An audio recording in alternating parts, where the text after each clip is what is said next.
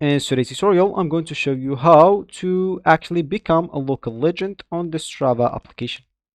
So of course, first of all, all you need to do, just go and download this Strava application if you already have it downloaded into your phone. If you don't have it, if you have it, this will be great, but if you don't, you'll have to go and download it through Play Store if you're using an Android, App Store if you're using an iPhone, or any other store you could be possibly using. Once you do that, you'll need to go and open this Strava application.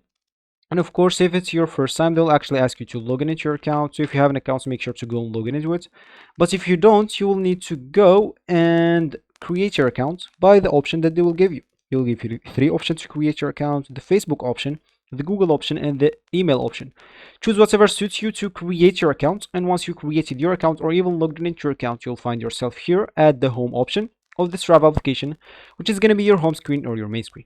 And of course, here you'll be able to see some of your recent posts, activities, segments, as they called here in Strava. You can edit them if you want. You can even delete them, or you can just go and create some new segments, which could be posts, a photo, or manual activity.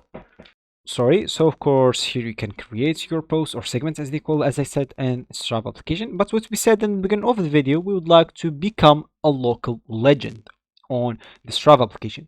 So to earn the local legend achievement, you must smudge to the segments more times than any other athletes or user in the past 90 days. So efforts older than 90 days will be removed from the overall efforts count, and you can become the LCL, which is the local legend, regardless of your pace or speed recorded on the segment.